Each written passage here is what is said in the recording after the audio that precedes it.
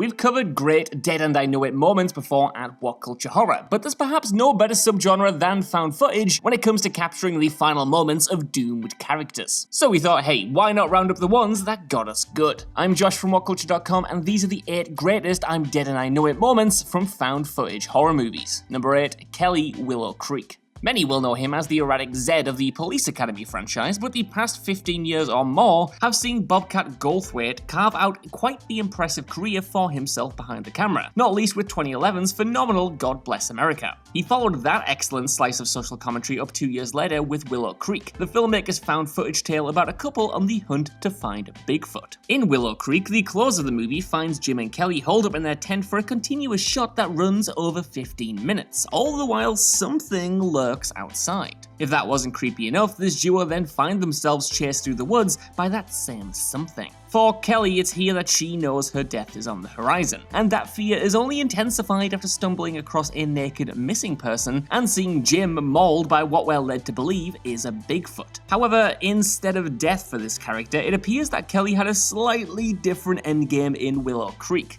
While it's not confirmed, the implication is that Kelly's ultimate fate was to serve as something of a sex slave for the remaining Sasquatches as they look to repopulate their numbers. Yeah, that's even grimmer. Number 7, Cotton Marcus, The Last Exorcism. Daniel Stam's The Last Exorcism centers on a group of documentary filmmakers showcasing a skeptical reverend who is on a mission to prove that the concept of an exorcism is a sham. That reverend is Cotton Marcus, played by the great Patrick Fabian, with his faith shattered after his son was born with an illness. Here, Marcus is out to deal with the supposed demonic possession of Nell Sweetser. As Cotton goes in with the mindset that Nell's issues are all psychological or even outright faked, the finale of The Last Exorcism shows that the young woman is indeed very much troubled by a real demon, and that most of her town are part of some twisted satanic cult that's headed up by the local priest. Once the penny drops that the pregnant Nell really is possessed, and about to give birth to an inhuman child no less, Marcus rushes back to the Sweetser farm where he's confronted by the aforementioned satanic cult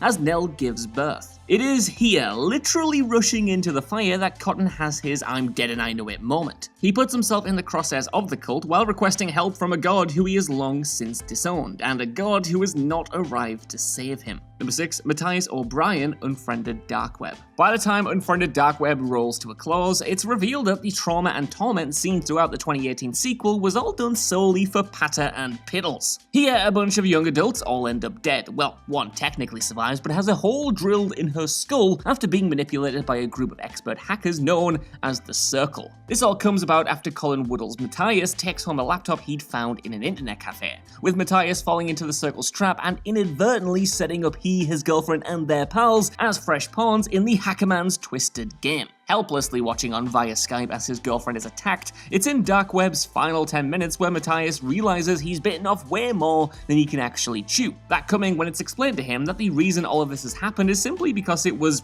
game night. After this reveal, our lead character knows his ultimate fate and even starts to chuckle to himself at his doomed situation. Number 5, Heather, The Blair Witch Project. When people think of found footage pictures, one of the first movies to spring to mind is 1999's The Blair Witch Project. This feature truly changed the landscape of horror, brilliantly utilizing the early days of the internet to blur the lines between reality and fiction as audiences pondered whether the film's central 3 characters really had gone missing in the Burkittsville woods. And yes, technically the fates of Heather, Mike and Josh are all left ambiguous and open to interpretation, but seriously, the moment that Heather spots the image of Josh standing in the corner of a darkened room, she immediately knows she's toast. And that's because in the purported lore of the movie, the Blair Witch would force someone to stand facing the corner of the room while it tortures some other poor soul. And so, as soon as Heather finds Josh and sees how he's standing, that's when she has the terrifying realization that not only is the Blair Witch more than merely an urban myth, but she's about to find herself becoming one of its many victims.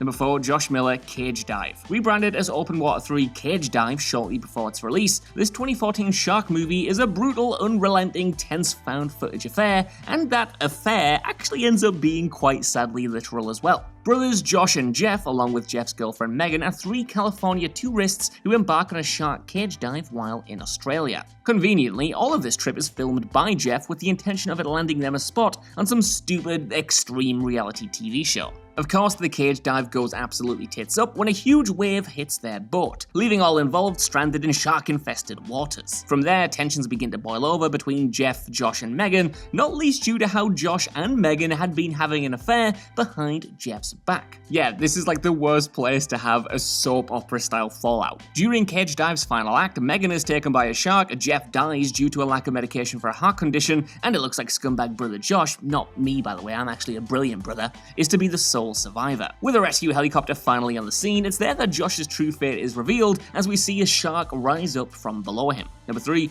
Amy Herman, Megan is Missing. Megan is Missing is such a tough picture to get your head around. On the one hand, this 2011 offering features exceptional performances and one of the biggest shocks in modern horror history. But on the other hand, well, Megan is Missing is such a brutally messed up film. The basic premise of the picture revolves around the disappearance of the titular 14-year-old Megan, and Megan's best friend Amy's subsequent mission to find her pal. That sleuth work sees Amber Perkins' Amy discover how Megan had been kidnapped by Josh. God, there are so many bad Joshes on this list, I swear, they're not doing us justice. So yeah, Megan has been kidnapped by Josh, a young man she'd met online, before Amy herself is then abducted. In one of the most jarring moments of an utterly jarring movie, audiences then see Amy chained up, pleading for food, and then sexually assaulted. But even after this, it seems like there might be some kind of light at the end of the tunnel for Amy when she is promised freedom so long as she gets into a barrel. However, then comes a stomach-churning scene that nobody will forget, and it just so happens to be the moment that Amy realizes her fate. The barrel is opened, and inside is the decaying corpse of her friend Megan.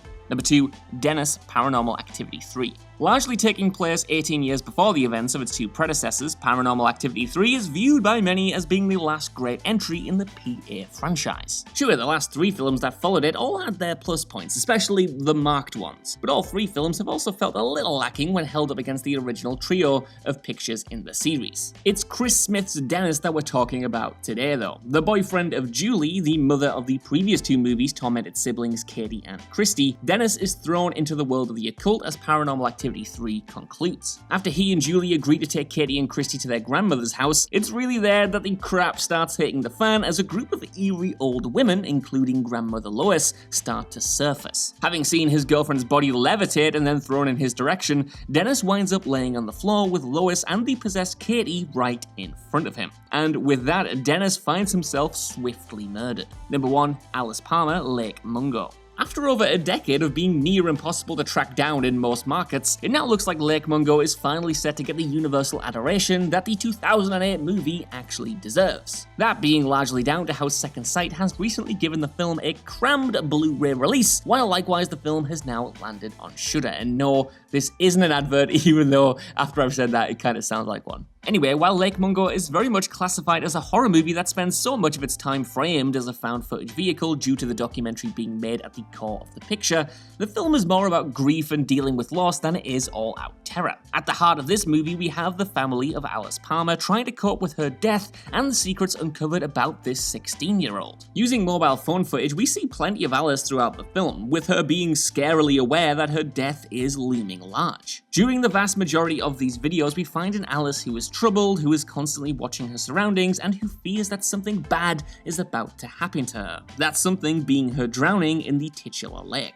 Even though the movie itself is like one big dead and I know it moment, the one particular scene that we want to shout out today comes in the flick's most effective scene, where Alice literally bumps into her drowned, bloated corpse as a premonition to the future. It is a horrifying image and serves as the most obvious omen for the character that there's no avoiding her inevitable fate. So that's our list. I want to know what you guys think down in the comments below. Are there any found footage dead and I know it moments that I missed off here? And what do you think about all of these? While you're down there as well, could you please give us a like, share, subscribe, and head over to What Culture Horror for more lists like this on the regular. Even if you don't though, I've been Josh. Thank you so much for watching, and I'll see you soon.